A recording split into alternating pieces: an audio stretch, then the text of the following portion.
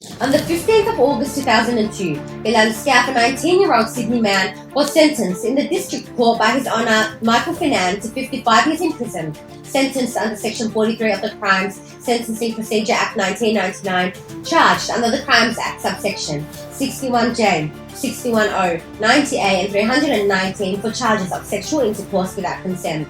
This was considered a very high sentence in contrast to other gang rape sentences for past similar cases, thus unprecedented and influenced by racial bias, juror misconduct and excessive media attention, which indeed infringed on the offender's protection of rights exhibited in the lack of procedural fairness and the rule of law, whereby the Australian criminal and judicial system did not achieve justice for the offender. His 17-year-old brother Mohammed Skaf received a 32-year sentence for his role in multiple gang rapes in the District Court, New South Wales, by Judge Michael Finan II. Sentenced under the Children Criminal Proceedings Act Section 6, the Crime Sentencing Procedure Act subsection 33, 44 and 59, and charged under the Crimes Act Section 61J, 19A. These harsh sentences reflected the Australian judicial system's responsiveness to societal outrage as the positive impacts of non-legal mechanisms and its commitment to protecting the victims of society through a reflection of ethical and moral social values by the integration of aggravating and mitigating factors in sentencing process. Judge Michael Finan even stated that both offenders had no contrition and continued to blame the victims. They had no remorse, they were smirking, they did not care. This no remorse factor acted as an aggravating factor in the sentencing, acting as a primary reason why Bilal received a high sentence, noted as, at the time, this was the largest non-life sentence ever handed down in the history of Australia, similarly exhibiting the principle of proportionality. Judge Michael Finan also stated that as a result of Bilal showing no remorse and pleading not guilty, he told the Daily Telegraph that he had initially calculated a sentence of 77 years but reduced it when he realised it was too extreme. Thus, the role of discretion and compliance to the law by the offender is crucial for the criminal and judicial justice system to balance the rights of victims, offender and society. His Honour also stated that as the facts show, he, although quite young, is a vicious, cowardly bully, arrogant, a liar, as well as being a rapist. As per the sentencing and trial process of Mohammed Skaf, he was sentenced for his involvement in 2 violent gang rapes as a severe infringement of Article 3 of the UDHR, the right to life, liberty and security of person, and Article 7 of the ICCPR for the protection from torture and cruel, inhumane or degrading treatment, whereby the victim's rights to dignity, bodily autonomy and safety were gravely violated, showcasing the need for more effective Australian judicial and criminal systems in protecting and balancing victim and offender and societal rights. He was charged for the first offence at Gosling Park in Greenacre on the 12th of August 2000, where one victim was raped at gunpoint by 2 males. However, once she was lured there, she was able to escape before being raped by another 12 males waiting their turn. And the second offence occurred at Bankstown and Chullora on the 30th of August 2000, where a woman named C was lured under false pretenses from a train, and she was in fact raped 25 times by 14 gang members before being sprayed with a fire hose and left in the middle of nowhere called an Aussie pig. Both of these were instigated by Mohammed Skaf, Bilal Skaf's ringleader brother. Between December 2001 and July 2002, a jury charged Mohammed Skaf for 8 counts of kidnapping, sexual abuse and assault, whereby the role of the judicial discretion in the criminal justice system is revealed in the judicial ability to protect and balance victim, society and offender rights, as the sentence, although high, reflected moral and ethical standards, as the offender did receive a 31-year sentence with a 28-year non-parole period under the Crimes Act Section 61J and 90A, which was further decreased over appeal, thus enforceable and accessible. For the trial and sentencing process of the ringleader Bilal Skaf, he was sentenced and charged for the offences for 3, 1 at Gosling Park, 1 in the Bankstown Chullora area, and for the Northcote Park in Greenacre. For the first offence for the Northcote Park in Greenacre, 2 females aged 17 and 18 accepted a lift from Chatswood, and they were lured and taken to Northcote Park in Greenacre and were forced to perform oral sex on 8 males. The second offence occurred in Gosling Park, Greenacre on the 12th of August 2000, where another victim was raped at gunpoint by 2 males at Gosling Park, and then she escaped before being raped by another 12 men who were waiting their turn. And the third offence at Bankstown and Chullora on the 30th of August 2000, where they were also lured under false pretenses from a train, and she was raped 25 times by 14 gang members before being sprayed with a fire hose and left in the middle of nowhere and being called an Aussie pig. Between the 9th of November 2001 and 20th of December 2001, Bilal also stood trial before His Honour Judge Finan and a jury, where he was charged with 2 counts of detained for advantage, 9 counts of aggravated sexual intercourse without consent, and 2 counts of assault. On the 20th of December 2001, Bilal was found guilty on all 3 counts. And between the 29th of April 2002 and the 7th of June 2002, there was a second trial, again by judge and jury, in which the Bilal stood trial and charged with offences of detained for advantage, aggravated indecent assault in company, aggravated act of indecency in company, 3 counts of aggravated sexual intercourse without consent, and 2 counts of perverting the course of justice. The jury disagreed in relation to one of the aggravated sexual intercourse counts, but Bilal was still found guilty on all the remaining counts, showcasing the judicial and criminal systems effectively protecting, enforcing, and balancing society and victims' rights while equality and upholding offender rights through an accessible and enforceable sentencing. On the 15th of August 2002 and the 10th of October 2002, His Honour also sentenced Bilal in relation to all offences for which he had been found guilty, but also for 2 counts of an indictment from an unrelated trial, thus effective. The Australian judicial and criminal system showcases their effectiveness, as the mother of one of the victims of Bilal Skaf stated that she's very, very happy. She cried, she laughed. She also stated that my daughter had not been able to speak about the rapes. It was too horrific. Now, the offender has received justice.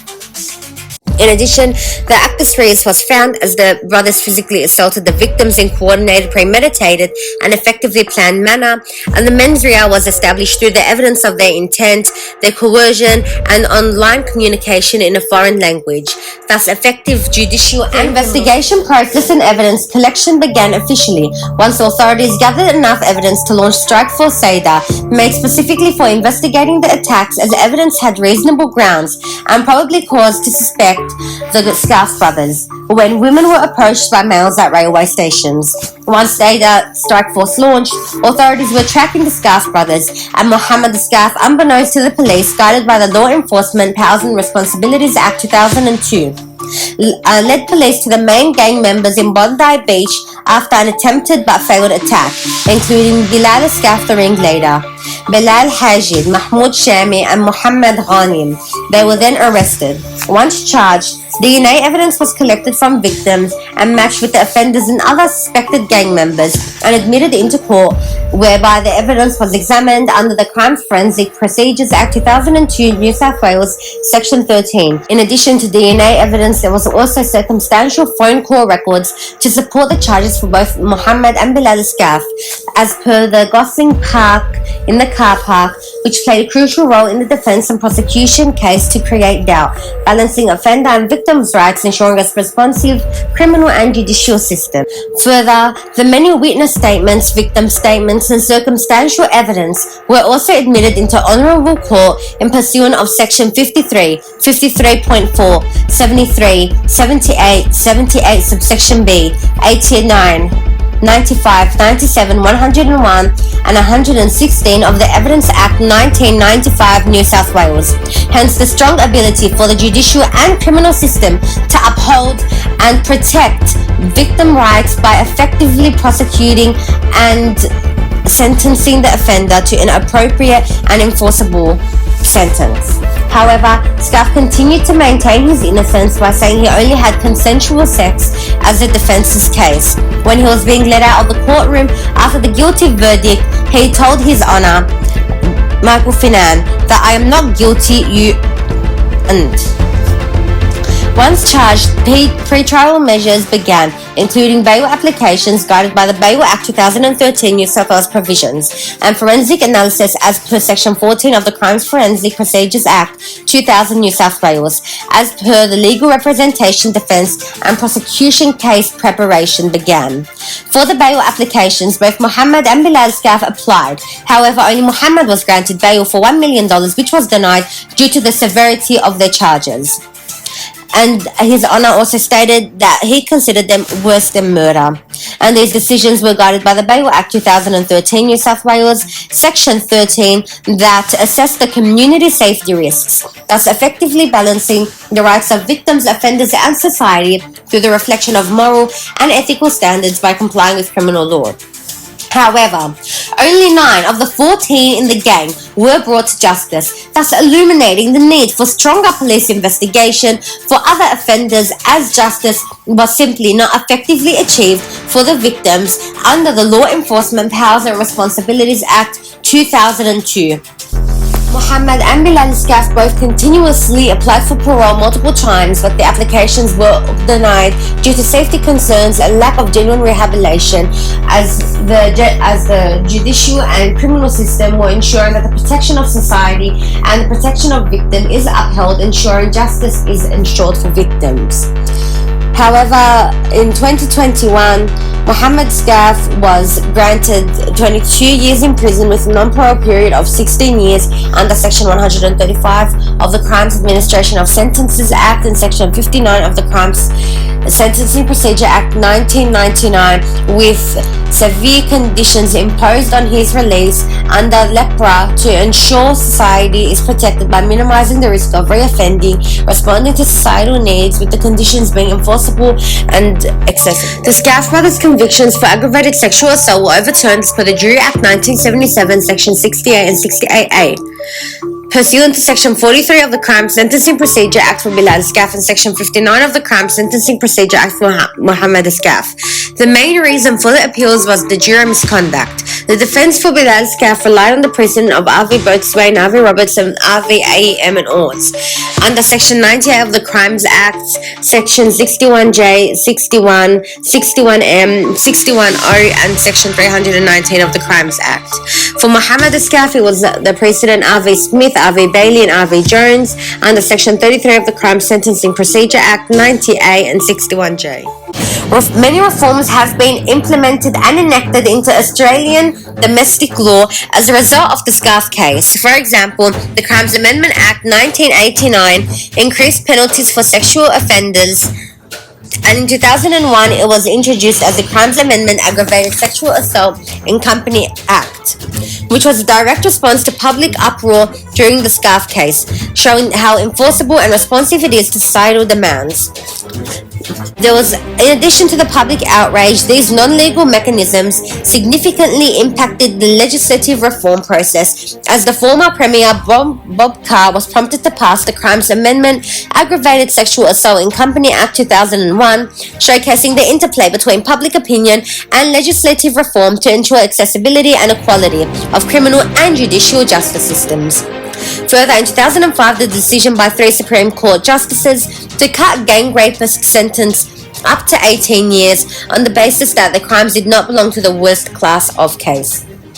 Although society and victims would claim this as an infringement on their rights, the legal process remains that it is in fact not the worst class of case, and due to this, the offender rights are upheld. In response to the trauma faced by Skaf sexual assault victims, the Criminal Procedure Amendment Evidence Act 2005 New South Wales allowed for transcript evidence instead of face-to-face evidence, showing a responsive judicial and criminal system that protects victims as a reflection of moral and ethical standards, but can lead to inaccuracies for the offender, leading to a lack of protection of offender rights. In addition, the Criminal Procedure Amendment Sexual Offence Act Evidence 2004 prohibited the cross-examination of victims by unrepresented accused individuals, protecting victim rights, and changes were made to the New South Wales Jury Act, Jury Amendment Act 2004, as it is specifically for juries who conduct investigations during the course of a trial. This legislation was specifically enacted after The law saw the negative and severe impacts and resource inefficiency that can strive from jury misconduct.